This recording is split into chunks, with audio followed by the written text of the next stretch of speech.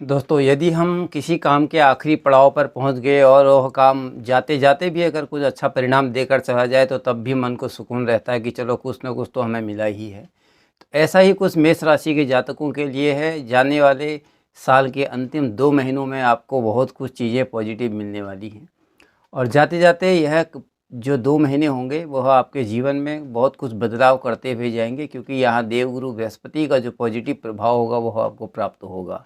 इन 2 महीनों में आपके रुके हुए कार्यों में प्रगति आएगी। आपके निश्चित ही जो आधे अधूरे काम थे उन कामों में प्रगाढ़ स्थिरता आएगी और मन आपका शांत होगा। किंतु शनि की 7.5 का प्रभाव भी आपके जीवन पर अग्रसरित है और इसका प्रभाव कहीं न कहीं आपके स्वास्थ्य पर ज़रूर पड़ेगा।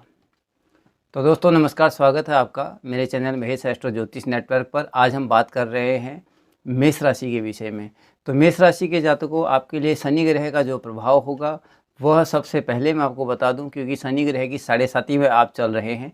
तो यह शनि ग्रह की 7.5 का जो समय है आपके लिए थोड़ा बहुत कष्टकारक रहेगा, किंतु शनि की 7.5 के प्रथम चरण पर आप चल रहे हैं। यह 7.5 आपके जीवन में 29 मार्च 2025 को प्रारंभ हुई है और तब से लेकर के 2.5 साल का पहला चरण होता है।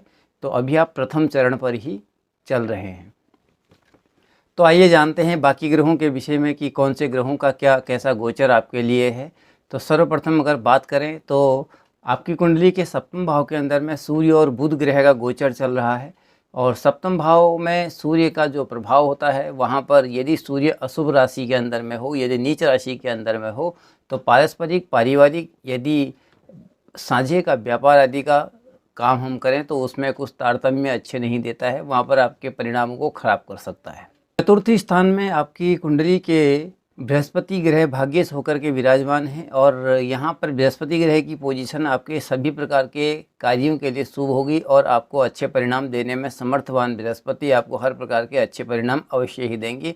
भाग्येश होने के कारण से, क्योंकि नवम भाव मूल त्रिकोण का भाव है और वहाँ का स्वामी ग्रह बृहस्पति यदि चतुर्थ केंद्र में किसी भी स्थान पर प्राप्त होगा तो यह आपको जो है आगे चल कर के अधिक से अधिक आपकी हेल्प करने की कोशिश करेगा। बृहस्पति ग्रह का प्रभाव आपके जीवन में सुख शांति समृद्धि को देने वाला होगा और यहाँ आपके धर्म कर्म आदि में भी बढ़ोतरी यह ग्रह निश्चित ही करेगा। पंचम भाव में केतु का जो परिणाम होगा, यह पंचम ग्रह जो भी होता है उसका संबंध हमारे शिक्षा एजुकेशन, हमारी पढ़ाई लिखाई के अलावा हमारे प्रेम संबंध होते हैं उनके लिए, हमारे पेट से संबंधित समस्याओं के लिए होता है। तो यहाँ पर पेट से संबंधित समस्याएं आपको केतु ग्रह दे सकते हैं।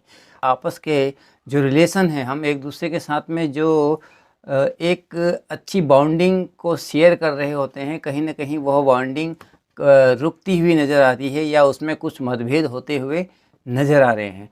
तो वहाँ पर अपने तालमेल को समझ करके आगे बढ़ने की कोशिश आप जरूर कर सकते हैं। अष्टमस्थ मंगल और ग्रह की भी दृष्टि है और लग्ने अष्टम में आ जाए तो ये विपरीत राजयोग की स्थिति को निर्माण करता है। विपरीत राजयोग की स्थिति का मतलब ये होता है कि कुछ चीज़ें आपकी बहुत अच्छी होंगी लेकिन कुछ चीज़ों में आपको बहुत अधिक संघर्ष का सामना भी करना पड़ेगा। तो जहाँ संघर्ष होता है वहाँ सफलता अवश्य ही होती है और मंगल पराक्रम शौर्य का ग्रह है। तो इन चीज़ों में आपको अपने बल वृद्धि को हाथ में ले करके, यानी कि अपने शौर्य को एक हथियार के तौर पर यूज करके आप अपनी परिस्थितियों से बखूबी लड़ सकते हैं। तो वह जो आपके अंदर जोश आएगा, जो ताकत आएगी, अपने कामों के प्रति जो रुझान आपका पॉजिटिव वे में चलेगा, वह सब कुछ आपको मंगल देने वाले हैं। क्योंकि विपरीत राजयोग का मतलब यह होता है कि स्टार्टिंग की पोजीशन में मंगल ग्रह की जो स्थिति है यहाँ पर, वह कुछ हद तक आपको दुखी परेशान या फिर किसी भी तरीके से डिप्रेस्ड करने की कोशिश करेगा। यहाँ पर बृहस्पति का जो प्रभाव है वह मंगल को एक शुभ दृष्टि प्रदान करेंगे। तो इससे आपके एजुकेशन, पढ़ाई लिखाई आदि सभी कार्यों में सफलता तो आपको मिल सकती है। किंतु यहाँ अगर हम यह देखें, क्योंकि राहु ग्रह आपके लाभ भाव में है, तो कुछ लोगों को अपने व्यवसाय में, रोजी रोजगार में, नौकरी में किन्हीं कारणों से कुछ चेंजिंग होती हुई भी नज़र आएगी। क्योंकि यदि आप अपने मन से नौकरी में परिवर्तन करते हैं तो यह सुखद भी हो सकता है। आप अपनी इच्छा अनुसार किसी दूसरी जगह पर स्थानांतरित भी हो सकते हैं।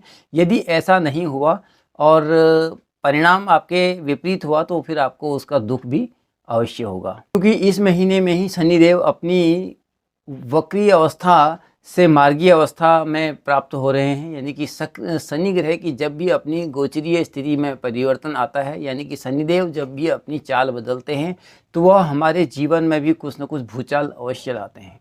तो यह भूचाल किस प्रकार रहेगा, क्योंकि आपकी कुंडली के लिए सभी प्रकार से शनि का जो गोचर होगा वह किसी भी तरीके से आपके लिए अच्छा नहीं होगा, क्योंकि शनि ग्रह का वक्री से मार्गी होना या मार्गी से वक्री होना, यानी जब भी शनि अपनी राशि को चेंज करेंगे परिवर्तन आपके लिए कुछ परेशानियों को अवश्य ला सकता है। आपको स्वास्थ्य का ध्यान रखना चाहिए। अपने पैरों से संबंधित समस्याओं को अगर आप महसूस करें तो उसका ध्यान रखना चाहिए। और आने वाले समय में आपको अपने, जब तक शनि ग्रह की 7.5 आपकी चलेगी तब तक के जीवन में आपको कुछ न कुछ कठिनाइयों का अनुभव हो रहा हो तो शनिदेव का कुछ न कुछ उपचार आप अवश्य करें। इसके लिए दशरथ कृत शनि स्तोत्र का पाठ भी आप कर सकते हैं। यदि हम मान सम्मान पद और प्रतिष्ठा की बात करते हैं तो इसके लिए बृहस्पति ग्रह भी बहुत हद तक आपको अच्छा रिजल्ट देते हैं, किंतु सूर्य भगवान यहाँ पर सप्तमस्थ हैं और यहाँ मान सम्मान का अधिकार, पद प्रतिष्ठा, नेम फेम जो है सूर्य से प्राप्त होती है। यदि सूर्य नीच का होता है तो कभी कभार हमारे मान सम्मान में कुछ कारणोंवश कुछ चेंजिंग आ जाती है, कुछ कारणों से उसमें परिवर्तन आने की संभावनाएं बनी रहती हैं। तो मान सम्मान का ध्यान अवश्य ही रखना चाहिए, बशर्ते आपको किसी कार्य करने में विलंब हो, किंतु उसके लिए जल्दीबाजी करके या कोई गलत रास्ते से उसका शॉर्टकट निकाल करके अपने मान, पद और प्रतिष्ठा को भंग ना करें। पढ़ने वाले विद्यार्थियों के लिए शिक्षा में सुधार आएगा, किंतु केतु का प्रभाव कभी मन को खिन्न भी कर सकता है। स्वास्थ्य आदि में आपको बताया किस प्रकार से रहने वाला है। यात्राओं पर आपको लंबी दूरी की यात्राओं को करने से नुकसान होने की संभावनाएं बनी हुई हैं।